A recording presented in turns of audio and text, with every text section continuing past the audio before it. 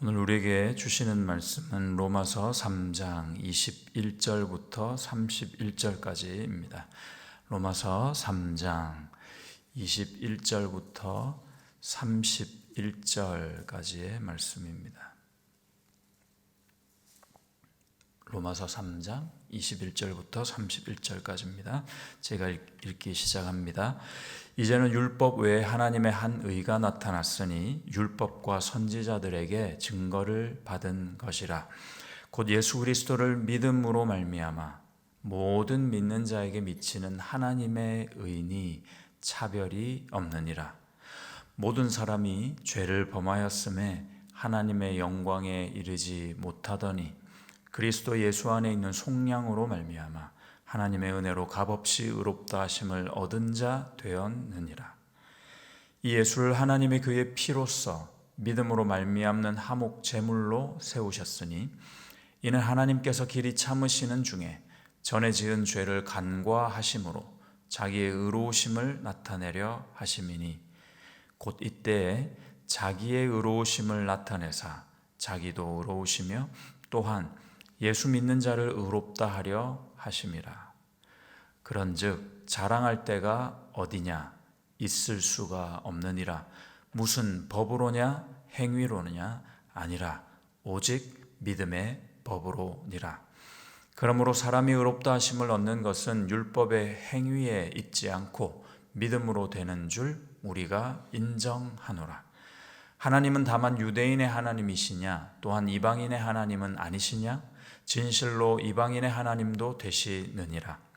할례자도 믿음으로 말미암아 또한 무할례자도 믿음으로 말미암아 의롭다 하실 하나님은 한 분이시니라. 그런즉 우리가 믿음으로 말미암아 율법을 파기하느냐? 그럴 수 없느니라. 도리어 율법을 굳게 세우느니라. 아멘. 여러분은 기독교 복음을 어떻게 이해하고 계십니까? 한 세대 정도 전만 해도 아주 복음은 단순했습니다. 하나님과 우리의 관계, 그것을 깨뜨린 죄, 다시 회복하시는 예수 그리스도의 은혜, 그리고 그렇게 우리가 받게 되는 놀라운 선물이죠. 영생과 천국, 분명한 복음이 있었습니다. 그런데요, 최근 일도 아닙니다. 꽤 오래전부터 이 복음이 도전을 받습니다. 두 가지 정도로 비판을 받는데, 하나는 너무 개인주의적인 차원에 머물러 있다는 겁니다. 나만 구원받아서 될 일이 아니라 이웃과 세계와 그리고 허락하신 피조세계가 다 구원을 받아야 된다. 그래서 너무 협소하게 복음을 전하고 이해해서는 안 된다 하는 비판이고요. 두 번째는 모든 복음은 그 내용이 모든 상황에 따라 사실 다를 수 있다. 개인에 따라 다를 수 있고, 그리고 처해진 환경에 따라 또 다른 복음을 우리가 이해하고 전해야 된다 하는 것입니다. 그래서 단순한 복음이 없다라고 끊임없이 이 단순한 복음은 비판을 받고 있습니다. 요즘 우리 찬양곡들 많이 이렇게 한번 보시면요, 저는 그런 생각을 좀 해봤습니다. 제가 한 1990년대 찬양을 가장 많이 들었던 것 같습니다. 그때는요, 그런데 건전한 신학이 있었습니다. 예수님의 십자가를 선포하는 찬양이 아주 많았고요. 그리고 십자가에서 흘리신 예수님의 보혈을 우리가 노래할 때 하나님의 은혜가 찬양을 하면서 막 느껴지고 선포되어지는 것을 알 수가 있었습니다. 그런데 요즘 이렇게 찬양들을 가만히 듣고 따라하고 이렇게 하다 보면은 다분히 너무나도 고백적이다 하는 느낌을 받습니다. 내 감정과 나의 상황을 찬양이라는 방법으로 조금 표현하고 있다 싶습니다.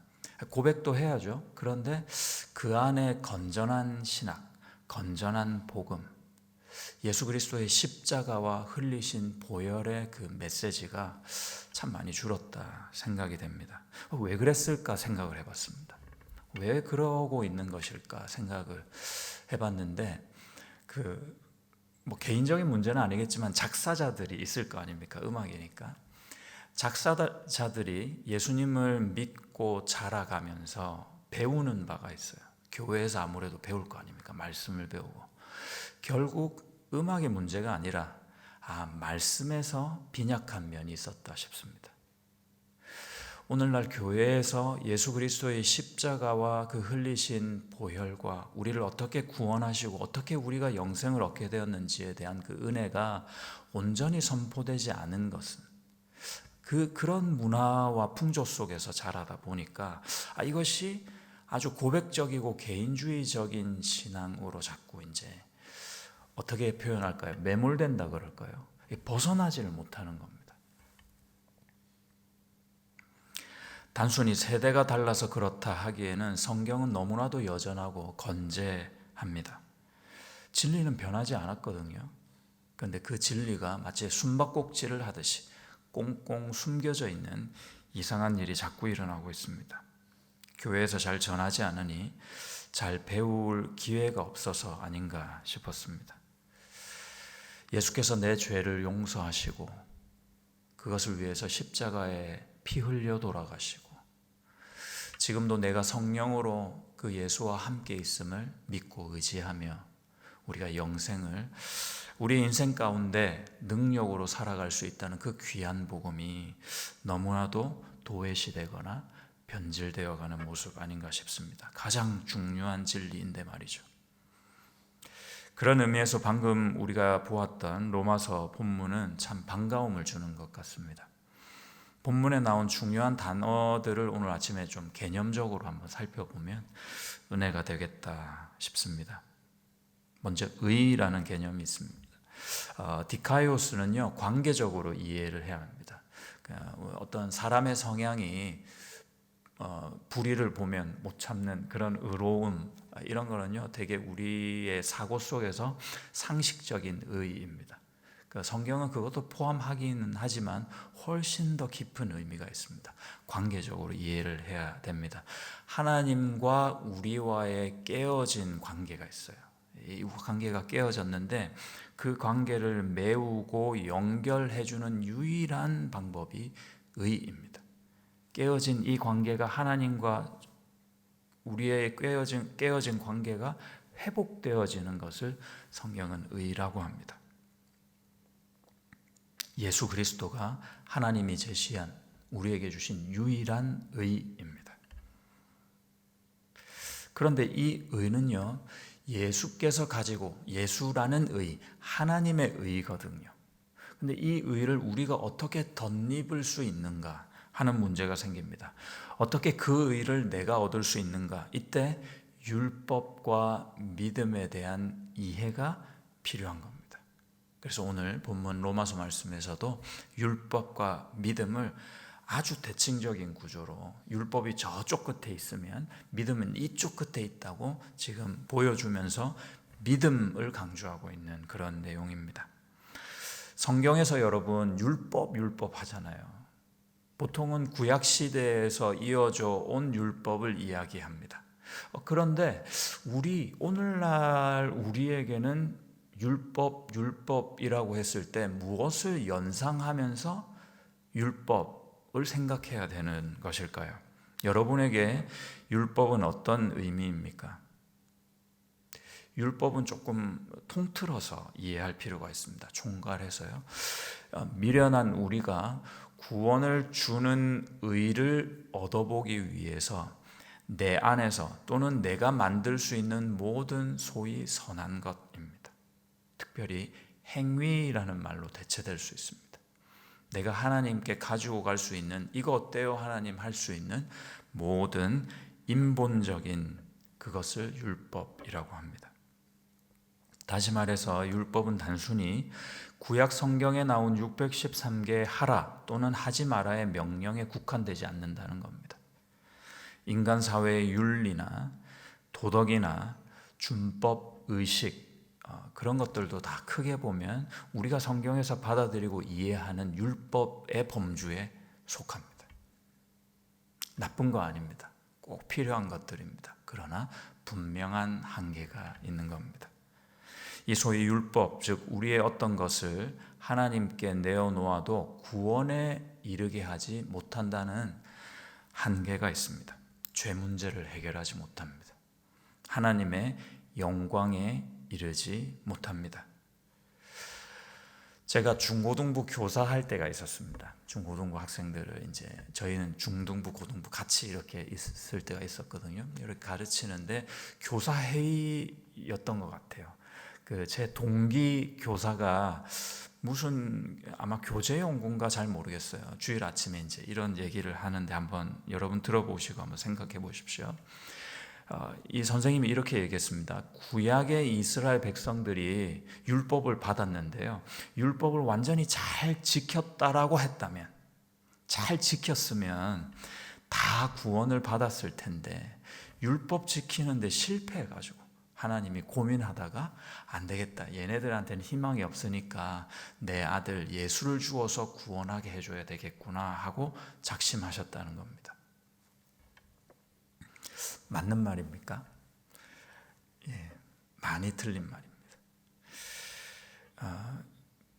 팀 켈러 목사님이 이런 비유를 하셨더라고요. 누군가가 만약에 헤엄을 쳐가지고요, 태평양을 건너겠다 한 겁니다. 세 가지 유형의 사람이 등장했습니다. 한 명은요, 수영을 잘 못하는 사람입니다. 두 번째는요, 수영을 꽤 잘하는 사람입니다. 세 번째는 수영 국가 대표 선수급이 등장한 겁니다. 수영을 못하는 사람은 태평양을 건넌답시고 헤엄을 몇 번 치다가 어떻게 되겠어요? 그만 얼마 가지도 못해서 아마 건너기는커녕 그냥 아마 수정되었을 겁니다. 수영을 꽤 잘한다. 저도 수영을 조금은 하는데 저 같은 사람이 수영을 한답시고 태평양을 건넌다고 하면 어떻게 되겠어요? 한 몇백 미터, 잘해야 한 1km 정도는 갈 겁니다. 마찬가지로 그만 물에 빠져 죽고 말 겁니다. 자, 이제 수영 국가대표는 어떨까요? 별 차이 없습니다. 1km 가는 저보다는 몇십 킬로는 어쩌면 더 갈 수는 있지만 태평양을 건너서 살아남을 사람은 없을 겁니다. 수영으로는 안 된다는 겁니다. 수영 실력으로는요. 하나님께서 애초에 구약 백성들에게도 율법을 주실 때 구원의 방편으로 주신 적이 없으십니다. 도대체 그럼 율법은 뭐하러 주셨냐? 로마서 3장 20절입니다. 그러므로 율법의 행위로 그의 앞에 의롭다 하심을 얻을 육체가 없나니 율법으로는 죄를 깨달음이니라. 이건 죄다 하는 게 율법이거든요. 너 이거 못 지켰네 하는 것으로 우리가 지키고 싶은데 법을 지키지 못하는 죄인이라는 것을, 그것이 죄라는 것을 깨닫게 해주기 위해서 율법이 필요했던 겁니다. 로마서 7장 7절입니다. 그런즉 우리가 무슨 말을 하리요? 율법이 죄냐? 그럴 수 없느니라. 율법으로 말미암지 않고는 내가 죄를 알지 못하였으니 곧 율법이 탐내지 마라 하지 아니하였더라면 내가 탐심을 알지 못하였으리라. 율법이 얼마나 선합니까? 율법이 없으면 내가 죄인이라는 것을 깨닫지 못했을 겁니다. 그런 의미에서 오늘 본문에서도 율법을 그러면 율법보다는 믿음이니까 율법은 그럼 우리가 무시하고 도외시하고 완전히 버려야 하냐? 그렇지 않다는 거죠. 31절 보시면요. 3장 31절이죠. 그런즉 우리가 믿음으로 말미암아 율법을 파기하느냐? 그럴 수 없느니라. 도리어 율법을 더 단단하게 굳게 세우느니라. 하나님이 왜 율법을 주셨냐를 믿음의 눈으로 바로 이해하면 그래서 그렇구나 하고 율법을 지킬 수 있다는 겁니다. 더 잘 지킬 수 있습니다. 굳게 세운다 하셨습니다. 자, 이제는 율법의 자리보다 이제 정반대에 있는 믿음이라는 개념을 살펴보아야 합니다. 에베소서 2장 8절 9절 말씀을 제가 한번 읽어드리겠습니다. 너희는 그 은혜에 의하여 믿음으로 말미암아 구원을 받았으니 이것은 너희에게서 난 것이 아니요 하나님의 선물이라. 행위에서 난 것이 아니니 이는 누구든지 자랑하지 못하게 함이라. 믿음으로 구원을 받는다라는 지금 골자의 내용인데, 믿음도 내 거잖아요. 내가 믿어서 구원받으면 이것도 내가 만들어낸 무언가 아닙니까? 나에 의해서 좌지우지되는 무언가 아닌가요? 그럼 이거는 온전한 하늘로부터 온 은혜는 아니지 않는가? 이것도 일종의 율법의 일환으로 인간적인, 인본적인 데서 나오는 내 감정이나 의지의 결단이잖아요. 그걸로 구원을 받는다? 저는 대학교 2학년 때입니다. 정확히. 너무 헷갈리는 거예요. 그래서 고민하고 기도하고 책도 많이 본 경험이 납니다. 생각이 납니다. 근데 제가 동아리 방에서 이제 해답을 얻었습니다. 이제 한 형이, 제 선배가 딱 이제 질문을 하니까 딱 가만 앉아보라 그러더니 이제 같이 이렇게 말씀을 봐주셨어요. 현수야, 그 믿음 앞에 어떤 말씀이 있지? 그랬더니 자세히 보니까 성경에 답이 있더라고요. 그 은혜에 의하여 믿음으로 말미암아, 그러셨어요.